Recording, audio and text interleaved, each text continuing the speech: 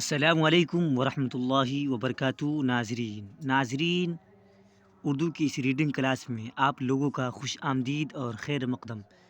ناظرین، آج ہم پڑھیں گے حضرت نوح علیہ السلام کا قوم کو اسلام کی دعوت دینا، یعنی حضرت نوح علیہ السلام جب اپنے قوم کو اسلام کی دعوت دینے گئے تو ان کی قوم نے ان کے ساتھ کیا برتاؤ کیا۔ ناظرین، بہت اہم قصہ ہے، اس واقعہ کو سن کر آپ بہت عبرت حاصل کریں گے۔ ناظرین، چلیے بنا تاخیر کے ہم شروع کرتے ہیں۔ اس سے پہلے کہ جو نیو ویورز اس ویڈیو کو دیکھ رہے ہیں ضرور اس چینل کو سبسکرائب کر لے تاکہ آنے والی ویڈیو کا نوٹیفیکیشن آپ تک پہنچ سکے۔ بسم اللہ الرحمن الرحیم۔ حضرت نوح علیہ السلام کا قوم کو اسلام کی دعوت دینا۔ حضرت نوح علیہ السلام نے اپنی قوم سے کہا کہ میں تمہارا رسول ہوں، مجھے حق تعالیٰ نے تمہیں نصیحت کرنے اور تمہاری خیر خواہی کے لیے بھیجا ہے۔ قوم نے یہ سن کر خوب ہنسی اڑائی، کہنے لگے تم کب سے نبی ہو گئے؟ کل تک تو ہمارے جیسے تھے، آج کہتے ہو کہ میں نبی ہوں۔ ایک دوسرے سے کہنے لگے کہ یہ بچپن میں ہمارے ساتھ کھیلتے تھے، ہمارے ساتھ اٹھتے بیٹھتے تھے، آج کہتے ہیں کہ ہم تمہارے رسول ہیں۔ یہ خوب بات ہے، نہ معلوم کس وقت ان کے پاس نبوت آئی، دن کو یا رات کو، سوتے میں یا جاگتے میں۔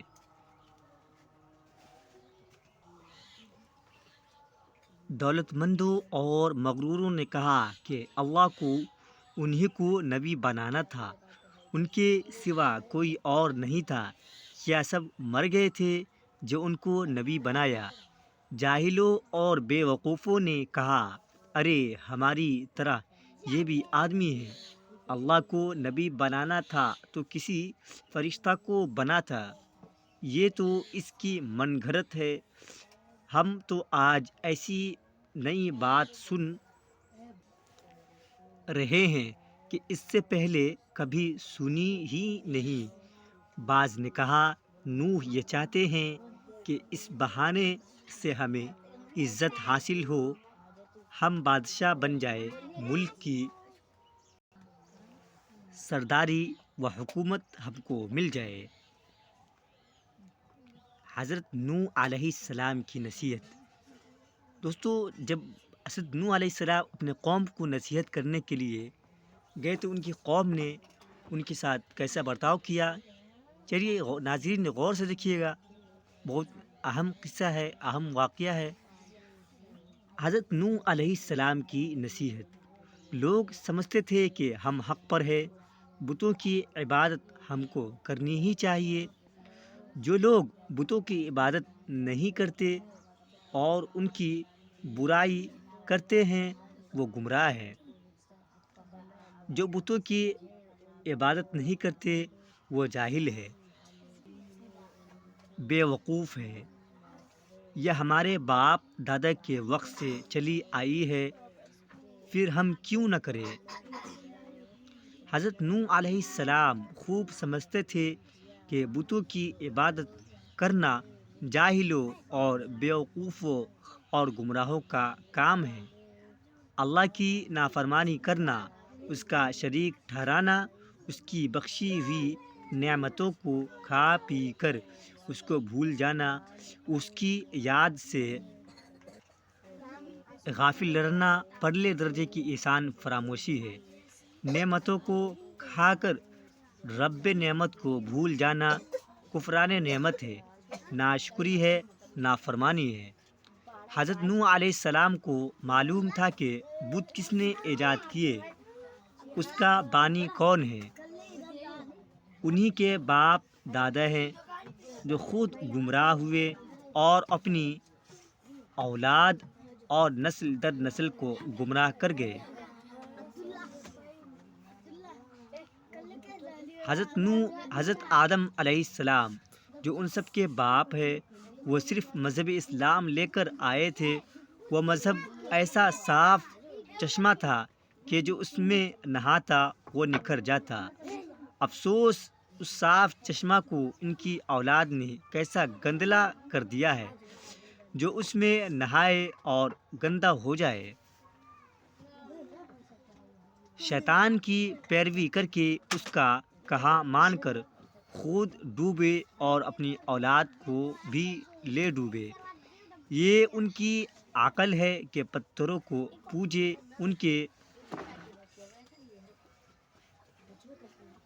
آگے سر جھکائے، ان سے مدد چاہے اور ان سے مرادیں مانگے، اور اس کو چھوڑ دے جس نے ان کو پیدا کیا اور جو ان کا کارساز ہے۔ افسوس صد افسوس۔ کہا اے قوم، اللہ کی عبادت کرو، ان بتوں کی پتھر کی مورتیوں کی عبادت چھوڑ دو۔ اے قوم، اللہ کے سوا کوئی معبود نہیں۔ اے قوم، پتھروں کو پوجنا، ان کو اپنا معبود سمجھنا اور ان سے اپنی خواہشوں کا اظہار کرنا تو بہت ہی جہالت اور بیوقوفی کی بات ہے۔ حیرت ہے کہ تم اپنے کو عقل مند سمجھتے ہو اور حرکتیں ایسی کرتے ہو کہ بچے بھی نہ کریں گے۔ اے قوم، میں تم کو اس آنے والے دن سے ڈراتا ہوں جس کے آنے میں کوئی شک نہیں۔ اے قوم، اس بڑے دن کے عذاب سے ڈرو جس میں کوئی کسی کے کام نہ آئے گا۔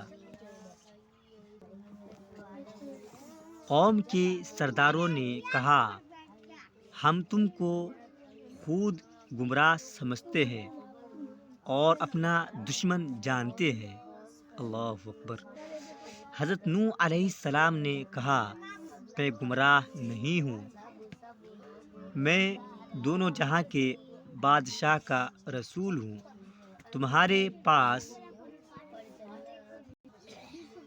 اس کا پیام لایا ہوں، مان لوگے تو ہمارا بھلا ہوگا، میں تمہارے فائدے کے لیے کہتا ہوں، تمہارا خیر خواہ ہوں، مجھے ان باتوں کا علم ہے جن کو تم بالکل خبر نہیں۔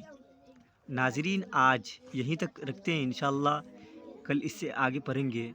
ناظرین، اس سبق کو غور سے دیکھیے گا، غور سے دیکھنے سے فائدہ یہ ہوگا کہ اس واقعہ بھی یاد ہو جائے گا اور آپ کی اردو ریڈنگ بھی کافی حد تک صحیح ہو جائے گی۔ چلیے ناظرین، جب تک کے لیے السلام علیکم۔